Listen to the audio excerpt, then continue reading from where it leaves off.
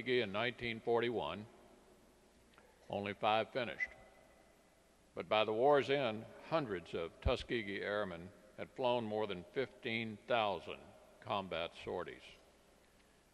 You ripped open the steel armor of the Axis powers, and you pried open the hardened legacy of racism in the minds of Americans everywhere.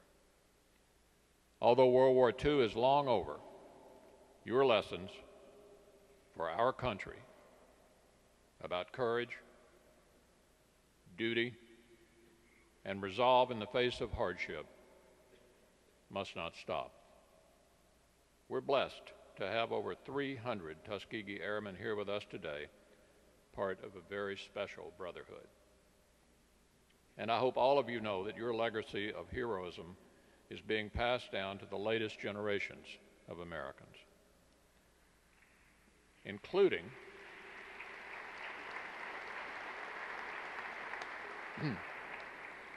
the current generation who fight to protect us and who follow in your footsteps. Congratulations on this well-deserved, if overdue, honor. Thank you for serving our country then and now, and thank you for leaving it better than you found it. Thank you very much.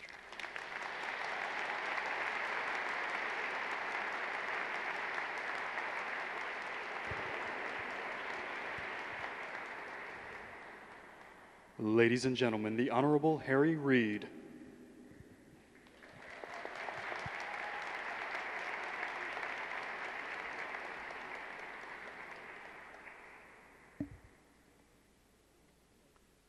"2,500 miles from where we sit, and 60 miles from my home, Searchlight, Nevada, lies Nellis Air Force Base, the premier Air Force fighting facility in the nation.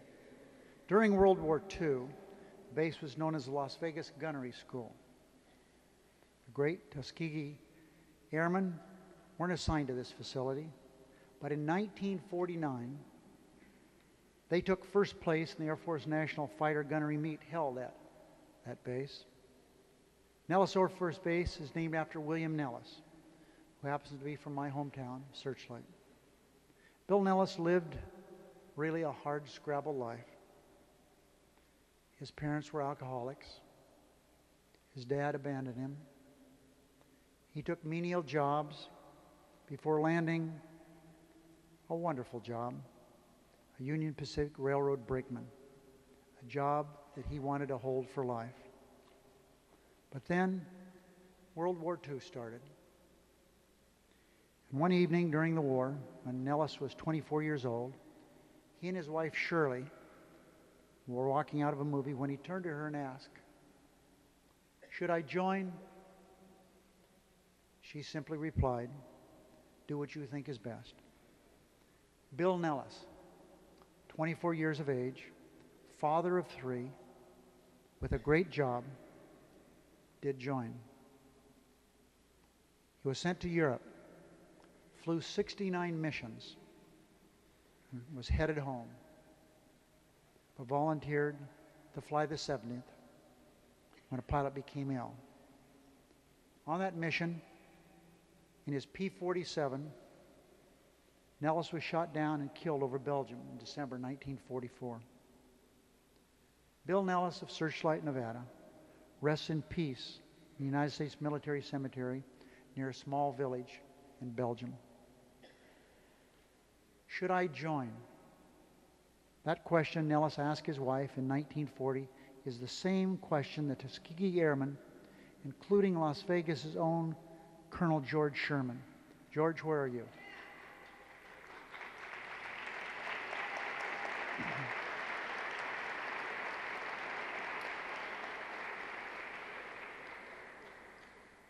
Including Las Vegas' own Colonel George Sherman, ask themselves before joining the United States military, should I join? In hindsight, it would have been easy for the men of the 332nd Fighter Group to answer the question with a no. After all, why join a global fight for freedom when you're denied basic freedoms in your own country? Why join a fight against tyranny, oppression in Europe when you're experiencing oppression right here at home in the United States? Why join a fight thousands of miles from your family, your friends, when every day in your own community, your mother, your father, your brother, your sister are waging their own fight for basic fairness? Fortunately for America, when asked the question, should I join, despite the injustice they faced here at home, the Tuskegee Airmen still answered yes. And we've heard today the men who trained at Tuskegee Army Airfield were the best of the best. A single bomber was not lost to enemy fire. They distinguished themselves in service to our country, to their country. But their contribution to America goes beyond anything they accomplished in war. These men here today, these Tuskegee Airmen, these patriotic Americans helped reshape attitudes toward race in our country. By fighting in Europe, they helped us to become a stronger and fairer nation here at home in America. Today, because of them, we have men and women of all races training, serving, and fighting side by side in Iraq and Afghanistan. Today, because of them, we have a nation that is closer to living up to our founding creed, that all men are created equal. Today, because of them, Nellis Air Force Base, a base at which they couldn't train, is home to hundreds of men and women of all races and walks of life. We owe that to the heroes here before us today. Heroes who answered yes when they were asked, should I join? Thank you.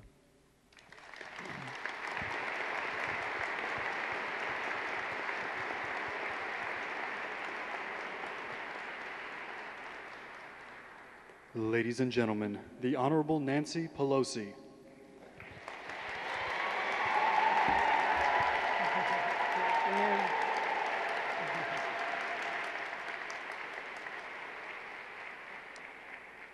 Mr. President, Secretary Powell, my distinguished colleagues in the leadership of the Congress of the United States, Tuskegee Airmen, your families and friends. In 1942, the African-American paper, the Pittsburgh Courier, called for a double victory campaign: victory in the fight against fascism abroad and victory in the fight against racism at home. Today, we come together to pay tribute to the Tuskegee Airmen, who with planes and the power of their example fought against both of these foes, foreign and domestic. And as we honor them, honor you, with a gold medal today, we take another in a long series of steps toward victory at home.